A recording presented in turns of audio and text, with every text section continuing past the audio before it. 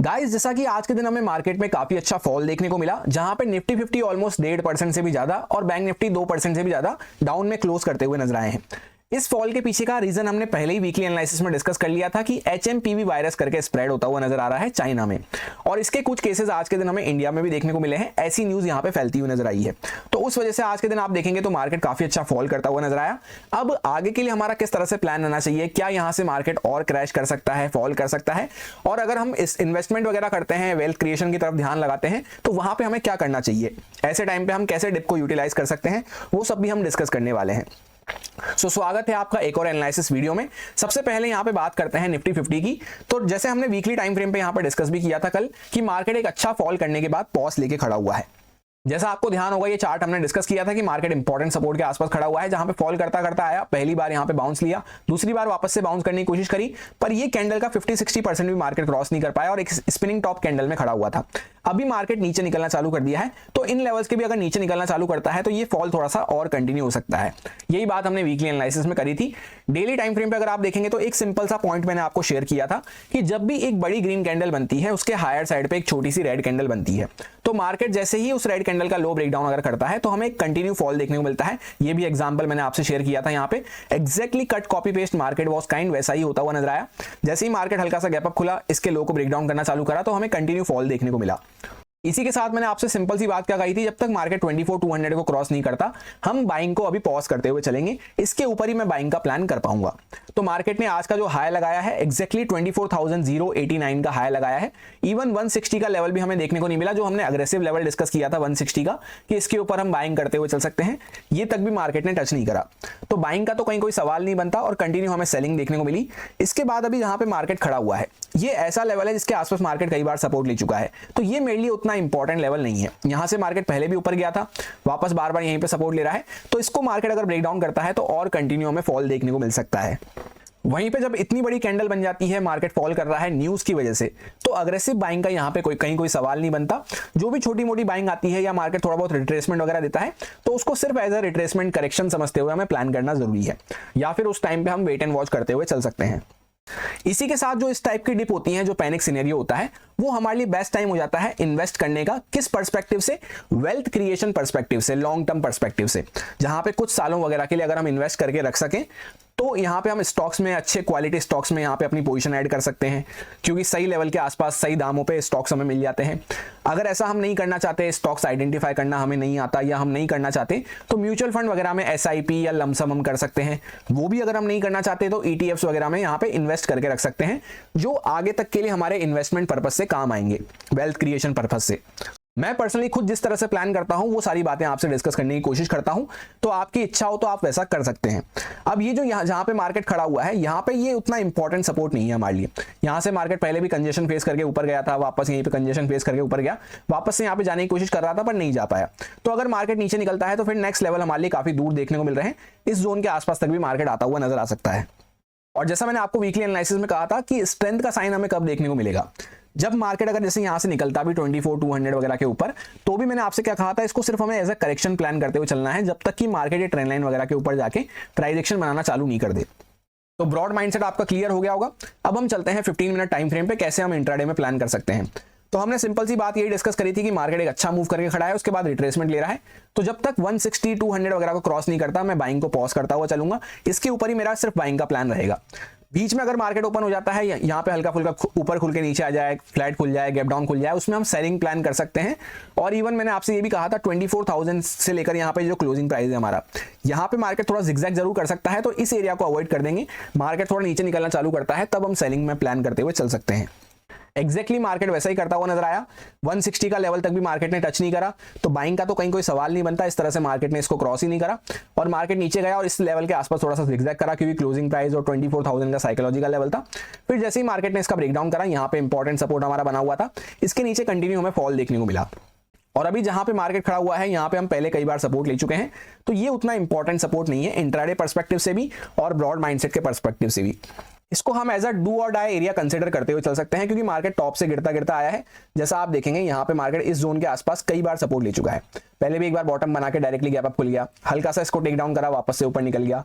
अभी तीसरी बार हम इसके आसपास आए हैं। तो मार्केट जैसे वापस से कोई डायरेक्टली बड़ा गैप अप वगैरह खुल जाता है, तो उस केस में अगर कोई छोटी मोटी बाइंग आती भी है तो उसको करेक्शन या रिट्रेसमेंट समझते हुए हमें काम करना है, या फिर हमें वेट एंड वॉच करना है। तो दो ऑप्शन हमारे पास हैं, या तो वेट एंड वॉच कर लो उस टाइम पे अगर कोई करेक्शन वगैरह मार्केट दे रहा है, या फिर उसको सिर्फ रिट्रेसमेंट समझते हुए प्लान करो। दोनों में से कौन सा ऑप्शन कब पिक करना है वो भी मैं आपको बता देता हूं। जैसे आज के दिन मार्केट ने एक वन वे ट्रेंडी मूव करा, तो अगर आज के दिन आपने एक अच्छा प्रॉफिट कैप्चर किया है, अच्छी ट्रेड आपने कैप्चर की है, तब तो आप थोड़ा सा रिस्क लेके वहां पे रिट्रेसमेंट वगैरह में भी काम कर सकते हैं ट्रेंड के अगेंस्ट में। पर अगर आपने किसी कारणवश आज के दिन लॉस किया है, या आपकी कोई अच्छी ट्रेड नहीं गई, या आपने ट्रेड ही नहीं ली, यानी आज का अच्छा दिन आपने मिस कर दिया कुल मिला के किसी भी कारण से, तो फिर आपको कल के दिन थोड़ा सा डिफेंसिव अप्रोच रखते हुए वेट एंड वॉच करना है। अगर मार्केट अगेंस्ट में जा रहा है तो वहां पे आप अननेसेसरी रिस्क नहीं ले सकते, क्योंकि रिस्क टू रिवॉर्ड आपका फेवरेबल नहीं रह पाएगा जब कल ऑलरेडी रिस्की डे हमारा होने वाला है। तो एक दिन अच्छा मूव हो जाता है और इंपॉर्टेंट डू और डाई एरिया के आसपास हम खड़े होते हैं, तो वहां पे वैसे भी अल्टीमेटली थोड़ा सा हमारा रिस्क बढ़ जाता है कि मार्केट यहाँ पे थोड़ा सा वॉलिटिलिटी कर सकता है। तो ये कुछ पॉइंटर्स को ध्यान रखते हुए कल के दिन हमें काम करना है। उसमें कंडीशन बेस्ट क्या रहेगी, मार्केट डायरेक्टली गैप अप खुल जाता है, गैप अप थोड़ा साइजेबल मिलता है जैसे 720 700 वगैरह के ऊपर, तो मार्केट फिर थोड़ा सा रिट्रेसमेंट वगैरह दे सकता है।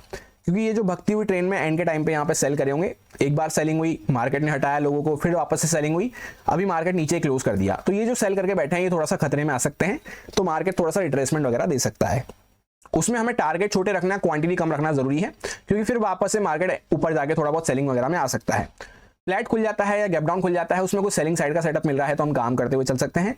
गैप डाउन में बस ये ध्यान रखना है कि एक स्ट्रेच हम ले चुके हैं एक, तो उसको वहां पे हम ट्रेल करते हुए अच्छे से प्लान करेंगे। ये सारे कुछ इंपॉर्टेंट लेवल्स रहेंगे जिन पे मैं ट्रेडिंग करते टाइम फोकस रखूंगा। यहाँ पे 24,044 के आसपास एक इंपॉर्टेंट रेजिस्टेंस हमारा बना हुआ है, यहाँ पे 884 के आसपास एक रेजिस्टेंस हमारा बना हुआ है, 800 के आसपास एक इंपॉर्टेंट लेवल है जिसके आसपास कंटिन्यू मार्केट फॉल करा, यहीं पे एक रिट्रेसमेंट वगैरह लेके मार्केट कंटिन्यू करना चालू किया है। 562 के आसपास एक इंपॉर्टेंट सपोर्ट हमारा बना हुआ है, 388 के आसपास एक सपोर्ट हमारा बना हुआ है, और यहीं पे ये जो चैनल की लोअर साइड है इस तरह से ट्रेंड लाइन वगैरह इसी जोन के आसपास निकल के आ रही है।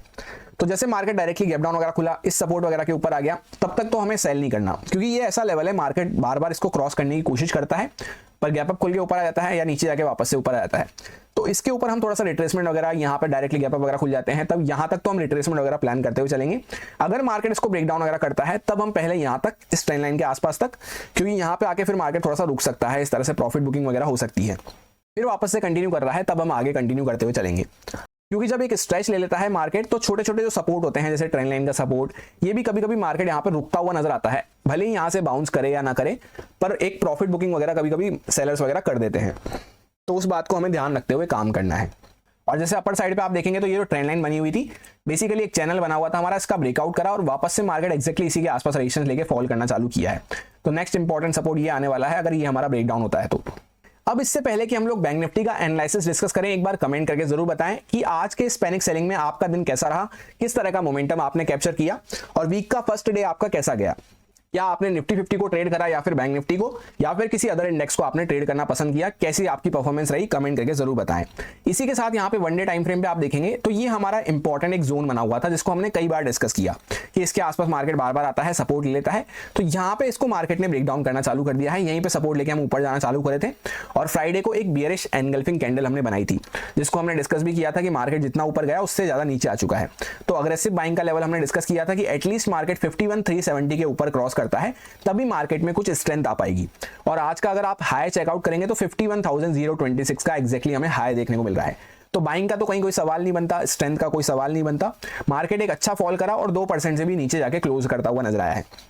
जहां पे क्लोजिंग कहां पे करी है मार्केट ने, ये पहले हमारा इंपॉर्टेंट रेजिस्टेंस का जोन बना हुआ था, फिर हमारा सपोर्ट बन चुका था, यहीं पे मार्केट सपोर्ट लेके बार बार खड़ा हुआ था। तो ये भी अब उतना इंपॉर्टेंट सपोर्ट मेरे लिए पर्सनली नहीं है। भले ही मार्केट यहाँ पे थोड़ा रुक सकता है, रिट्रेसमेंट वगैरह दे सकता है, पर वापस से इसको ब्रेकडाउन वगैरह करने के चांसेस ज्यादा हो जाते हैं। ऐसा मैं क्यों कह रहा हूं, ध्यान से एक साइकोलॉजी पॉइंट समझना। पहले ये इंपॉर्टेंट रेजिस्टेंस बना हुआ था तो मार्केट पहली बार यहाँ पे आया, अच्छा सपोर्ट लेके ऊपर जाता हुआ नजर आया, इवन एक फ्रेश ऑल टाइम हाई भी अपना बनाता हुआ नजर आया। वापस से इस लेवल के आसपास आया तो ऊपर तो गया पर उतनी स्ट्रेंथ के साथ नहीं गया।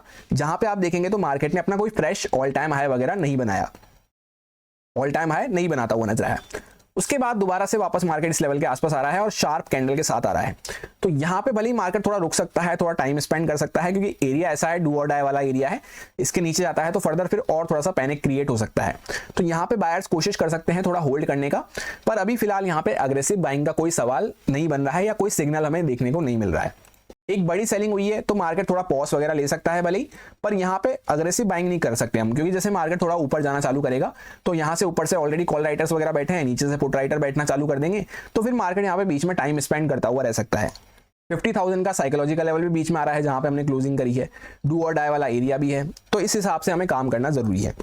अब 15 मिनट टाइम फ्रेम पे हम लोग आ चुके हैं, जहां पे आप अगर ध्यान से देखेंगे तो ये हमारी प्रॉपर एक रेंज बन रही थी।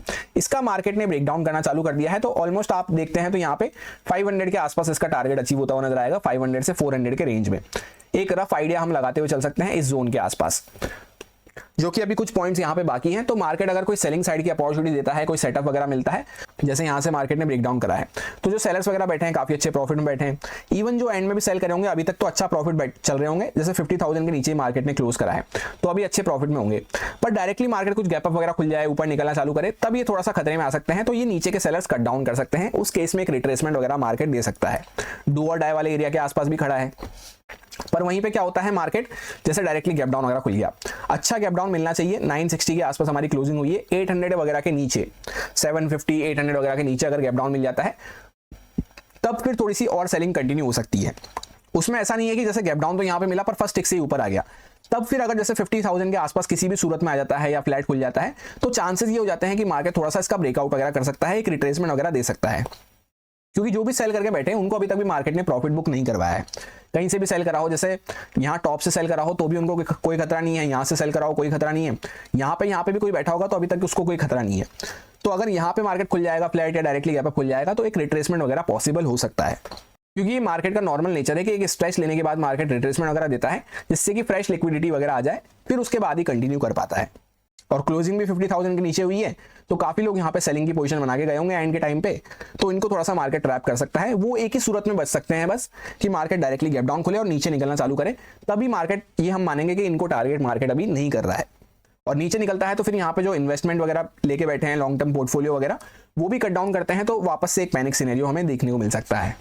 ये सारे कुछ इंपॉर्टेंट लेवल्स रहेंगे जिन पे मैं ट्रेडिंग का टाइम फोकस रखूंगा। 786 के आसपास अभी हम सपोर्ट लेके खड़े हुए हैं, 517 के आसपास नेक्स्ट सपोर्ट हमारा आने वाला है, 229 के आसपास नेक्स्ट सपोर्ट आने वाला है, 221 के आसपास अभी हम यहाँ पे रेजिस्टेंस ले रहे थे, जैसे मार्केट ने इसको ब्रेक डाउन करा, पहले सपोर्ट ले रहा था मार्केट, ब्रेक डाउन करा, फिर यहीं पे रेजिस्टेंस ले रहा था बैक टू बैक, तो ये हमारा एक इंपॉर्टेंट लेवल हो जाता है। 609 के आसपास यहाँ पे नेक्स्ट इंपॉर्टेंट सपोर्ट जो पहले हमारा बना हुआ था, अभी रेजिस्टेंस ये हमारा बन चुका है। तो एक लाइन में सिंपल सा प्लान हमने क्या करा दोनों इंडेक्स में, कि मार्केट एक अच्छा फॉल कर चुका है तो अग्रेसिव बाइंग अभी हम नहीं कर सकते। जो भी बाइंग वगैरह आती है वो इस माइंडसेट से करना है कि मार्केट थोड़ा नीचे के सेलर्स को परेशान कर सकता है, एक रिट्रेसमेंट टू करेक्शन साइड पे हमें प्लान करते हुए चलना है। उसको भी कब प्लान करना है, क्योंकि वो एक रिस्की ट्रेड है, तो आज के दिन अगर हमने अच्छी ट्रेड कोई कैप्चर करी है, थोड़ा बहुत प्रॉफिट कैप्चर करा है, तभी हम उस रिस्की ट्रेड में जाएंगे, अदरवाइज उस टाइम पे हम वेट एंड वॉच करेंगे। और उसके लिए कंडीशन क्या हो जाती है, बैंक निफ्टी में जैसे मार्केट 51,000 के आसपास 50,000 के आसपास खड़ा हुआ है, तो यहाँ पे कहीं पे खुल जाता है तो मार्केट थोड़ा रिट्रेसमेंट वगैरह दे सकता है। गैप डाउन में भी कैसा है कि मार्केट ऊपर आ रहा है इमीडिएटली तो भी एक रिट्रेसमेंट पॉसिबल हो सकता है, बस सिर्फ गैप डाउन खुल के नीचे निकलना चालू करेगा तभी हमें सेलिंग में अच्छा मोमेंटम मिल पाएगा, जब ये लोग थोड़ा सेफ हो जाते हैं, जो एंड के टाइम पे भगती हुई ट्रेन में चढ़े होंगे, गैप डाउन के साथ अगर सेफ हो गए, उनको प्रॉफिट वगैरह चल रहा है, मार्केट नीचे निकल रहा है, तब कहीं ना कहीं फिर मार्केट थोड़ा सा और नीचे पुश डाउन हो सकता है और हमें ये समझ में आ जाएगा कि मार्केट इनको इमीडिएटली टारगेट करने अभी नहीं आ रहा। और बाकी ब्रॉड माइंडसेट हमने क्लियरली समझ लिया कि अग्रेसिव बाइंग का भी कहीं कोई सवाल नहीं है, क्योंकि मार्केट कंटिन्यू सेलिंग में जा रहा है और ऐसे लेवल के आसपास खड़ा है, डू और डाई एरिया के आसपास, जहां पे कई बार पहले भी सपोर्ट ले चुका है। और इसी के साथ हमने समझा कि बेस्ट टाइम हो जाता है ये इन्वेस्टमेंट करने का स्टॉक्स में, म्यूचुअल फंड में, ईटीएफ्स वगैरह में, लॉन्ग टर्म पर्सपेक्टिव से, लॉन्ग टर्म होराइजन से, वेल्थ क्रिएशन पर्सपेक्टिव से।